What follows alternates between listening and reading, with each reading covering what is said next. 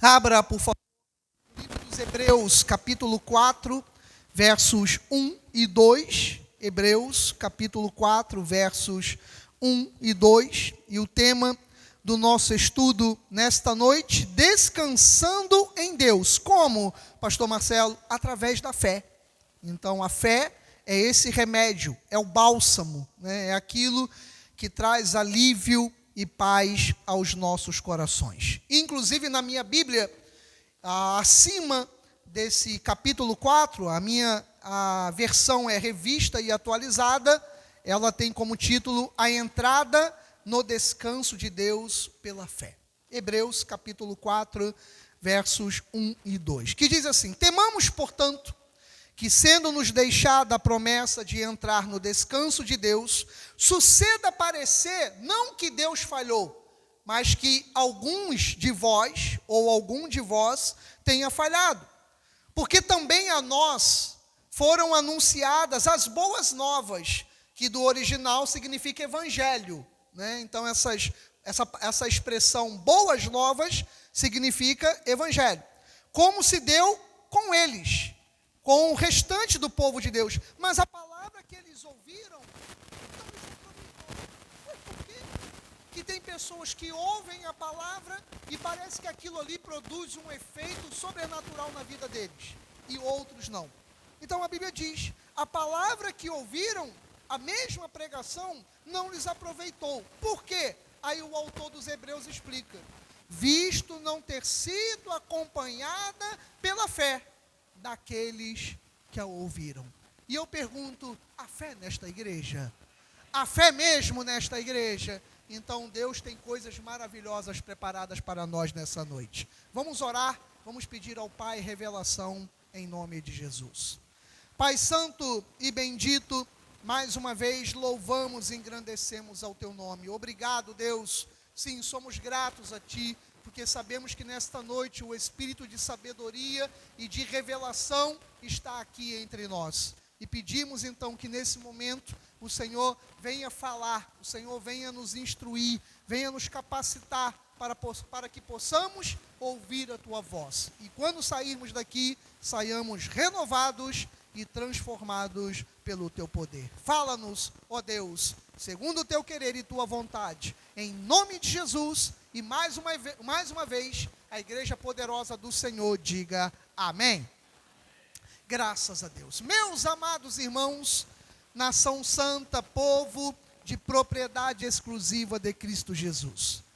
Nesta noite em que o Espírito de Deus nos atraiu à sua casa, eu retorno a esse texto que durante algumas pregações nossas aqui do ano, eu gosto de usar. Por quê? Porque esses dois versículos, eles acabam sendo para nós um remédio para aquelas perguntas que muitas vezes durante o ano nós também fazemos a Deus. Tipo, Senhor, eu tenho orado e parece que algumas coisas, algumas respostas, elas não acontecem. Senhor, eu tenho ido à igreja, eu sou um semeador, eu leio a palavra, mas parece que em alguns momentos os céus se fecham para nós.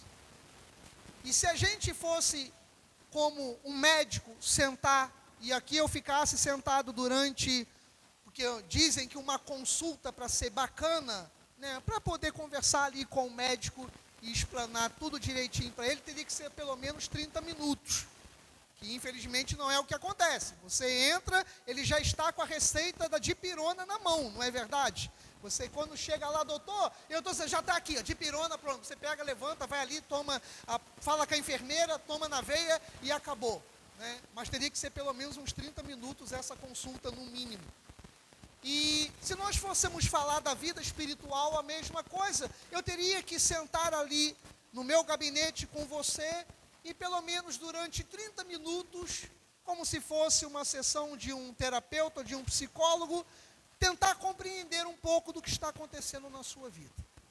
E nós sabemos que os problemas que nós estamos vivendo hoje, eles podem ser consequência de uma má escolha nossa, pode ser consequência de um pecado, e pode ser também porque nós estamos dentro do processo de Deus, no tempo de Deus. Aí talvez você diga assim, pastor, mas esse processo não acaba nada, não acaba nunca, né, pastor?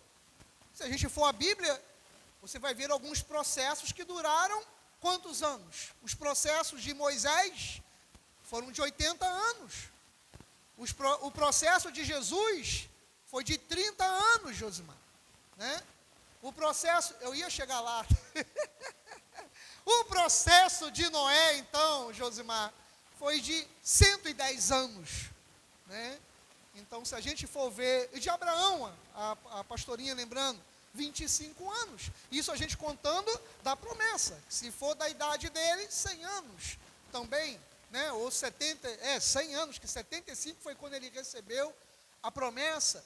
Então, não estou dizendo com isso que nós também vamos levar 100 anos, até porque nós hoje não teríamos tempo para isso, a não ser o irmão Dilson, né? Mas nós, né? Nós não teríamos, né, essa condição de esperar 100 anos por um processo. Mas nós podemos dizer, entre algumas situações, que essas são as causas de nós ainda não termos a nossa vitória, aquela vitória que a gente tanto quer. Pode ser, repito, uma consequência de um pecado, pode ser a consequência de uma má escolha que nós fizemos, ou pode ser, não tem nada a ver de errado com isso na minha vida e na tua vida, mas pode ser um processo, um tempo que Deus sabe, esse tempo que vai realizar para chegar à vitória. Mas, seja qual for a situação, para essa vitória se manifestar, então a Bíblia diz, aqui o autor dos Hebreus, ele relatando na doutrina, ele diz assim, devemos ter o temor, que sendo nos deixada a promessa de entrar no descanso de Deus, e ontem quando eu preparei essa mensagem, Deus me lembrou disso. Dentro do processo, esse processo de espera para a vitória acontecer, nós temos que lutar com uma coisa que é totalmente contrária aos nossos sentimentos, que é descansar nisso que nós estamos passando. É muito difícil. Vai falar para uma pessoa que está desempregada e que o aluguel está vencendo, que as contas estão vencendo, vai falar para ela descansar. Vai falar para ela ter paz. Você que tem que pagar o cartão de crédito, que tem que honrar o compromisso, seus compromissos de honrar a conta, não fale mais isso nem para o João, que ele está passando as contas todas por nome da Mayla. Né? Ele casando, ele já foi esperto, ele já está botando tudo no nome dela, para ele não ter que olhar e ver no nome dele a conta. Né? Então, quando a gente tem as contas a honrar, vai falar para alguém que está com pouco dinheiro, ou que está sem dinheiro, que tem que honrar as contas dessa pessoa, e dizer que ela tem que descansar. Vai dizer para alguém que está na fila do SUS, do CISREG, que descobriu que está com câncer, e o câncer não espera, cada dia ele vai ali destruindo mais células, e que está lá, a pessoa está na posição 520, quando só tem 10 vagas. Vai dizer para essa pessoa descansar, já que ela está perdendo o dia, está perdendo a vida a cada dia. Vai falar para essa pessoa descansar. Então, a Bíblia, ela diz que na questão espiritual, nesse primeiro versículo de Hebreus 4, diz assim, foi nos deixada a promessa de entrar no descanso de Deus. Mas a explicação diz que o descanso é o dele. Não é o descanso do Rivotril. Não é o descanso do diazepam. Ele falou, é no descanso de Deus. Então, já é diferente. Nós não estamos falando aqui de um conforto humano. Aos olhos humanos, eu e você nos desesperamos. E isso é uma verdade. E isso não nos faz menor do que os demais. Porque nós somos carne. Então, em alguns momentos, a gente olha para as nossas vidas, para a nossa vida, e nós falamos, poxa, por que está acontecendo isso? E quando nós fazemos essa pergunta, parece que a palavra está falhando. Então, o que nós vamos fazer à volta? Vamos começar a procurar culpados. E entre esses culpados, muitas vezes a gente diz que é quem? É a igreja. Então a gente diz, é a igreja. Preciso ir para outra igreja. Preciso ouvir outra palavra. Então, é como, mal comparando, acontece com um time de futebol. Quem está dentro do campo são os 11 jogadores.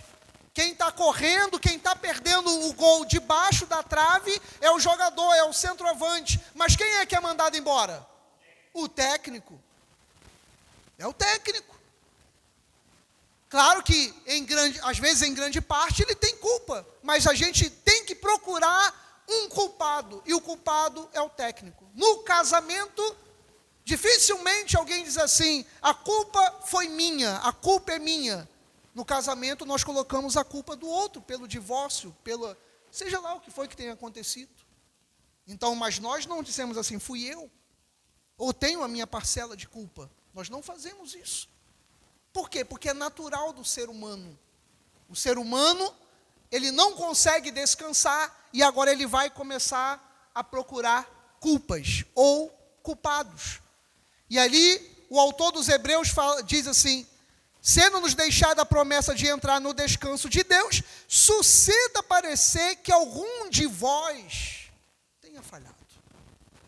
E falhamos como, pastor Marcelo?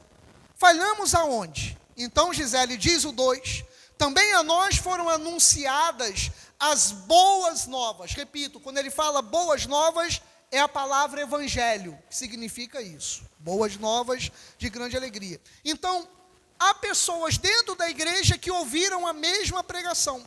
Também a nós foram anunciadas as boas novas, como se deu com eles. Mas a palavra que ouviram não lhes aproveitou.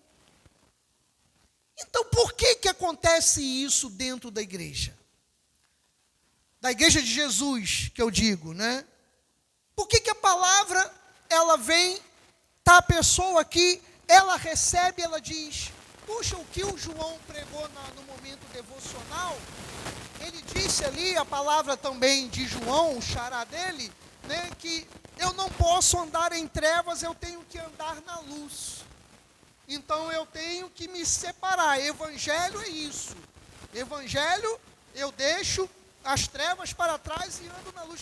Por que algumas pessoas, elas são transformadas e outras não? Por que em algumas transforma, tira do pecado e outras aparente não? Aí você vai na internet, aí você vê lá pregadores dizendo assim, olha, não importa o que você faça da vida. Ele chega, tem, né, o trabalho, a expressão corporal, né, então para trazer a pessoa, então ele faz assim, olha, não importa o que você está passando aí na sua vida, Deus te ama do jeito que você é e do jeito que você está. Aí eu lhe pergunto, isso é verdade ou não é? É verdade ou não é, gente? É. Mas tem um complemento nisso aí? Tem. O complemento é que, vamos dizer assim, vinde como estás. Eu vou te limpar e você não sairá daqui da mesma forma. Você será diferente. Lembra de João capítulo 8? Jesus virou para aquela mulher que estava lá em adultério, e ele virou e falou assim, mulher, cadê os teus acusadores? Cadê quem estava te apontando o dedo, te tacando pedras? Cadê teus acusadores? Ela disse assim, Senhor, nenhum deles me acusou mais. Todos se levantaram e foram embora. Aí Jesus virou e falou assim, beleza? Nem tampouco eu também te condeno. Se eles não condenaram, quem sou eu para te condenar? Você lembra o estado dela? Ela estava nua diante dele, quer dizer, ela já estava coberta porque ele a cobriu, né? Ela estava, como diz a palavra, com a imundície do seu pecado, ela estava em adultério, ela foi pega em flagrantes relações sexuais com um homem que não era seu marido, e arrastaram ela nua e botaram diante de Jesus. Ela ainda estava suja da sua relação. Aí Jesus a cobriu, e o Senhor fala assim, eu também não te condeno. Gente, imagina isso. Imagina uma cena dessa.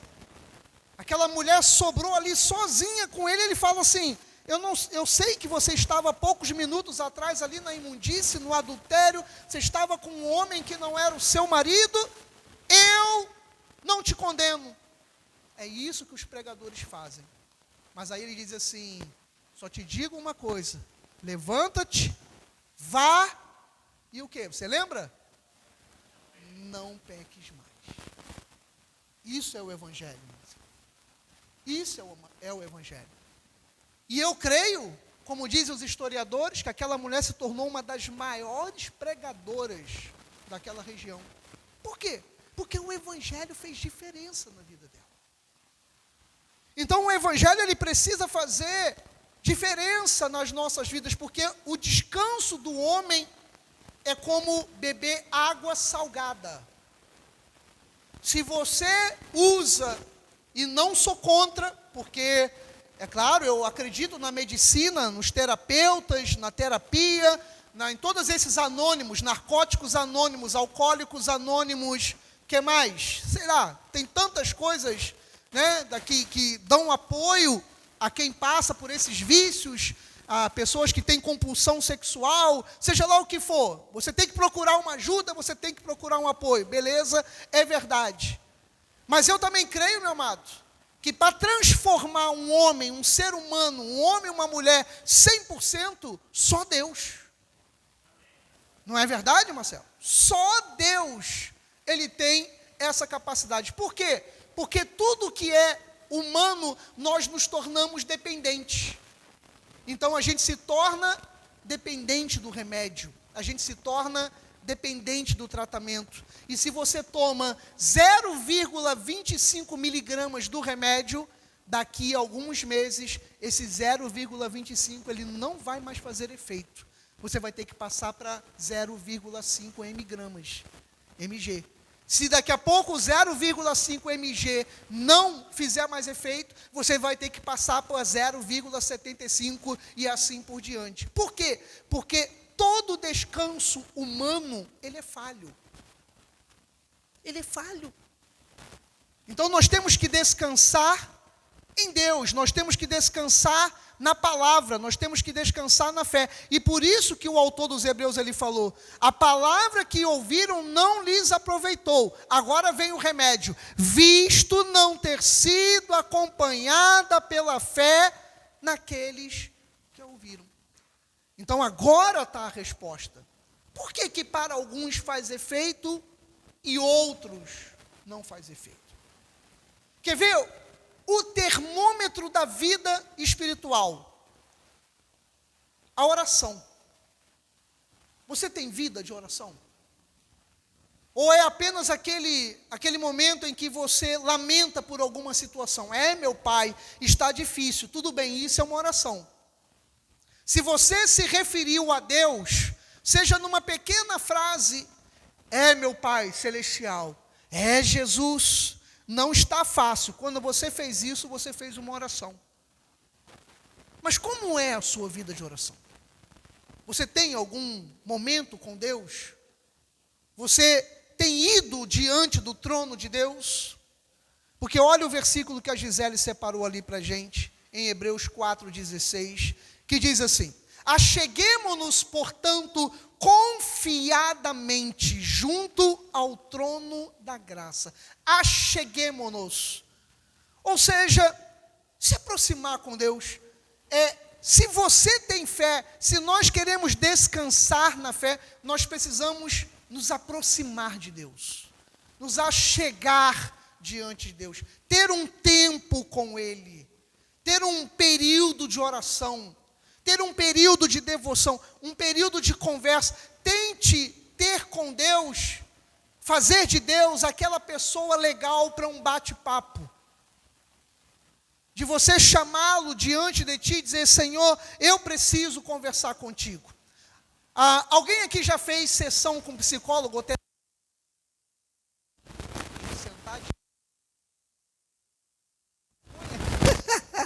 Eu já fiz. E você chegar diante de uma pessoa que você nunca viu na vida, e de repente a pessoa começa a puxar de você numa conversa, ela tem uma maneira de chegar ali, daqui a pouco ela quer transmitir uma confiança para ti, e em um determinado momento ela vai dizer assim: por que você disse isso? Ele joga, o psicólogo ou o terapeuta, e de repente aquela pessoa que você nunca viu na vida, de repente você está falando alguma coisa que nem você sabia. E por que a gente não faz isso com Deus? Por que a gente não senta diante de Deus, se achega realmente diante do trono dele e fala: Senhor, esta é a minha dor.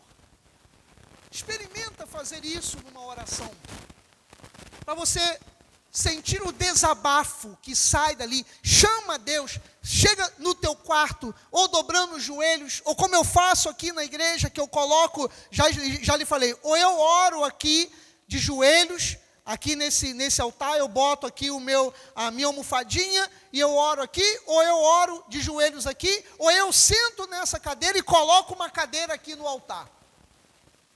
E eu falo: Senhor, hoje eu vim aqui. É assim mesmo que eu faço. Hoje eu vim aqui porque eu preciso muito conversar. O Senhor está disponível para me ouvir? O Senhor quer me ouvir?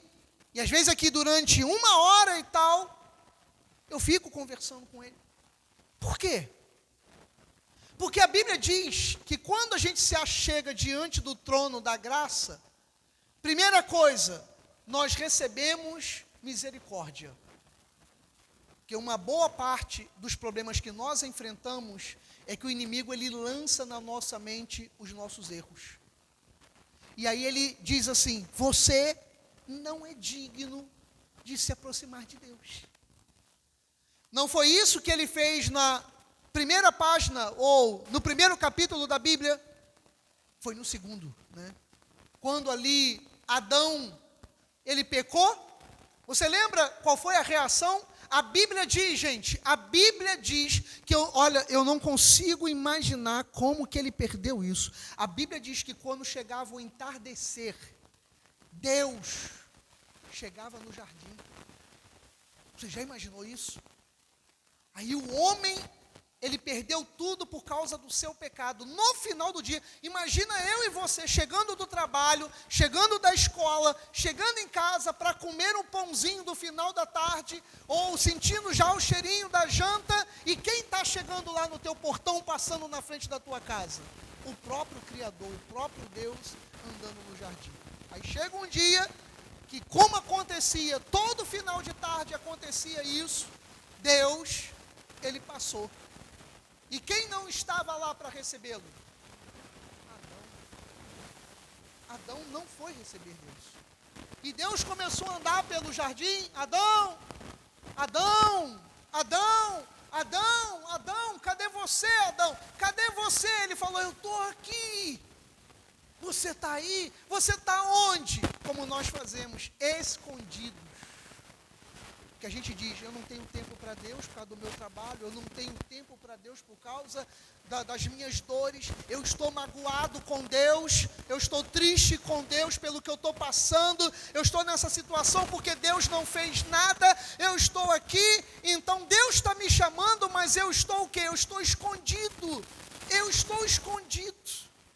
E aí Deus falou ali: Adão, Adão, ele falou: eu estou aqui, você está onde? Ele falou: eu estou nu. Eu estou nu. E aí Deus falou: e quem te disse que você está nu? Gente, isso é maravilhoso, porque nós temos vergonha da nossa nudez. Nós temos vergonha da nossa nudez. Então, aquele período ali, Josimar, em que ele via Deus todo dia, ele estava o quê? Por isso que é o nome dele, peladão. Ele estava pelado, ele estava nu, ele era como ele era, e ele estava andando todo dia diante de Deus, e Deus vestido, e ele nu, e ele não teve vergonha. Mas chegou um dia que Satanás atrapalhou tudo, e ele descobriu que estava nu. E quando ele descobriu que estava nu, foi aí que ele perdeu a comunhão com Deus. Não foi a nudez dele que fez perder o paraíso. O que fez perder o paraíso foi ele descobrir que estava nu. Porque ele se escondeu. Então, quando ele se escondeu, ele não chegava mais perto do trono. Ele não tinha mais comunhão. Então, eu te digo, o que hoje está te destruindo não é o problema que você está passando, mas é a distância do trono. É a distância do trono. É você dizer, Deus, eu não estou me aproximando porque eu estou nu. Porque eu estou pelado. Mas o fato de eu e você estarmos nus, isso nunca atrapalhou a nossa comunhão com Deus. Mas foi quando nós descobrimos isso e colocamos então um empecilho diante de Deus. Não, Deus, agora eu não chego diante do trono porque eu estou chateado. Eu estou chateado com o Senhor, com o que eu estou passando. Eu estou chateado com o Senhor porque o Senhor não me ajudou. Porque o Senhor não me ajudou na minha dor, no meu sofrimento. Então eu estou aqui escondido e eu descobri que eu estou nu. Então foi isso que nos fez perder o paraíso. Não foi aquilo que nós passamos. E quando acontecem essas coisas, naturalmente, o que nós fazemos com a nossa fé? Nós vamos matando a nossa fé. E as decisões que precisam ser tomadas, elas vão deixando para depois. Elas vão sendo deixadas para depois. Quem tem fé, coloca logo o pé nas águas, gente. Quem tem fé, não fica adiando o que Deus está falando ao seu coração, não. Se Deus está falando algo ao seu coração e ao meu, vamos fazer logo. Só 2 falaram amém. Vamos fazer logo, gente. Não vamos adiar. Porque olha o que diz Provérbios 19, versículo 2. Não é bom proceder sem refletir, e peca quem é precipitado. Então, a decisão que nós temos que tomar logo é a decisão de Deus. Cuidado com as precipitações, com a visão humana, com o desejo humano. Quantas vezes nós queremos suprir a nossa necessidade fora da vontade de Deus? Seja um casamento, seja um trabalho, né? Quantas vezes eu já falei aqui na igreja, né, a respeito do trabalho, por exemplo. Ah, pastor, eu consegui um trabalho. Ah, mas o trabalho me tira da igreja. Amém. Durante o tempo para você pagar suas contas, você vá. Mas você ore para mudar isso. Ore para mudar isso. Quer ter o termômetro para um relacionamento? Relacionamento. Estou sozinho, estou sozinha, preciso de alguém. O termômetro do teu relacionamento é saber se essa pessoa vai estar com você na igreja. Se tira você da igreja, corre. Corre, corre, corre como diz o diabo, foge da cruz. Corre. Por quê? Porque naturalmente nós queremos tomar as decisões que supram então essa necessidade. E por isso o sábio Salomão, ele diz, não é bom proceder sem refletir. Você vai tomar uma decisão, corra para os pés do Senhor, para que você tome a decisão certa. Quando eu e você recebemos uma mensagem no WhatsApp de alguém querendo nos vender alguma coisa, você já percebeu que nunca vem a pergunta para nós ali assim, você quer o produto? Nunca vem. É sempre assim, olá Marcelo, a pessoa nem me conhece. Olá Marcelo, tudo bem? Estou aqui apresentando para você esse produto, isso aqui, revolucionário, vai suprir a sua necessidade, e assim, assim, assim, assim, eu tenho aqui 3 opções. Qual delas você escolhe? Ele não me pergunta se eu quero. Acontece isso com você, quando recebe uma... Não é assim? Ele não te dá, Viviane, a oportunidade de você dizer sim ou não. Ele fala assim, qual dessas 3 opções você escolhe? Por quê? Porque se você pensar, você não compra. Então, ele não deixa você pensar. Ele já manda. Ontem eu recebi da Casa Bahia assim, Nilda, né? Aqui, estou com um carnê para você, que a sua prestação mensal, ainda me mandou assim, você pode ter até uma prestação de R$820. Eu falei, vou pagar com o que é isso, meu amigo? Aí botou, vai pagar, você tem liberada a prestação de R$820. E aí, Marcelo, vamos aproveitar partir de agora, eu respondi para a moça, não, muito obrigado. Não, muito obrigado. Né? Ela nem me perguntou se eu queria. Vamos aproveitar agora, escolha a opção. Eu disse não. Por quê, amado? Porque não é bom proceder sem refletir. Então, pensa antes. Ora, pode ser, gente, olha, antes da gente terminar, eu digo assim, pode ser assim, a decisão, assim, a oferta mais tremenda na sua vida, que apareceu diante de você. Ore antes. Peça a Deus, coloque fé antes. Vai diante do Senhor. Por isso que a Bíblia diz, proceda, né? Não, reflita antes de proceder, porque peca quem é precipitado. Hoje, aliás, esse mês de janeiro eu completei 53 anos. E vou dizer uma coisa para você, como eu já apanhei nessa vida, por coisas, atitudes, decisões, coisas que eu fiz, e eu fui lá e fiz. E como diria minha mãe, tomei na careca, na cabeça. Por quê? Porque eu falei, não, isso aqui está certo. Isso aqui é de Deus. E o pior é quando a gente fala assim, a gente não consultou a Deus, eu falo assim, isso aqui é de Deus. E não era. E não era. Então a Bíblia diz, peca quem é precipitado. Pastor, eu não vivo pecando no erro, eu não vivo mentindo, eu não vivo na fornicação, no adultério, eu não vivo na minha carne, eu não mato ninguém, eu não sou corrupto, eu não faço, mas algumas coisas que eu olho para a minha vida só tem dado errado, porque talvez você seja um pecador. Em que, pastor? Na precipitação. Você sempre toma decisões sem consultar a Deus, e é pecado. Você realmente não vive nos pecados naturais da vida, mas você é precipitado naquilo que você faz. E precipitar-se em decisões causa ruína. Causa ruína. Então, cuidado com o que você compra, cuidado com os negócios que você fecha, cuidado com as amizades que não são de Deus. Olha, pastor, eu tenho uma amizade que é maravilhosa, mas não conhece de Deus. Tudo bem, há até a chance de você acertar. Há pessoas que são dignas e corretas que não estão na igreja, existe. Mas a possibilidade de você errar é maior. É, pastor, mas tem cada salafrário na igreja? Também tem, meu amado. Tem cada pilantra dentro da igreja. Né? Tem, quando eu falo a igreja de Jesus, tem cada pilantra. Não posso nem explicar para você o que eu ouvi essa semana, conversando com um pastor amigo meu, que anda mais nesse meio das coisas que ele falou. Não posso nem falar para você. Tem cada pilantra que é verdade. Mas a probabilidade de você acertar num relacionamento, numa amizade dentro da igreja, é muito maior. Não que não vá errar, erra-se da mesma forma.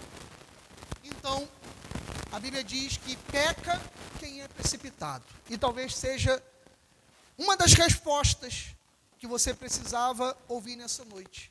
Que a sua precipitação trouxe esse problema. Trouxe esse problema. Trouxe esse desemprego. Às vezes a atitude que a gente toma, né? Eu vi um cidadão, talvez você tenha visto que viralizou. Ele foi fazer... Esses caras, acho que as pessoas hoje na internet, elas perdem totalmente assim, o sentido da sensibilidade, né? E ele pegou a caixa do... Como é que é o nome que recebe no final do ano da empresa? A cesta básica? Cesta de Natal. A cesta de Natal. Ele fez um vídeo e botou no TikTok, que viralizou, dessa empresa mais famosa do shopping de roupas. Tem 2 letras, né? Não vou fazer o comercial. Aquela I... Né? Tem uma consoante e uma vogal, você já sabe qual é. Né? E ali, ele pegou a caixa, colocou e falou assim, gente, olha o que eu recebi de cesta de Natal, da empresa que eu trabalho.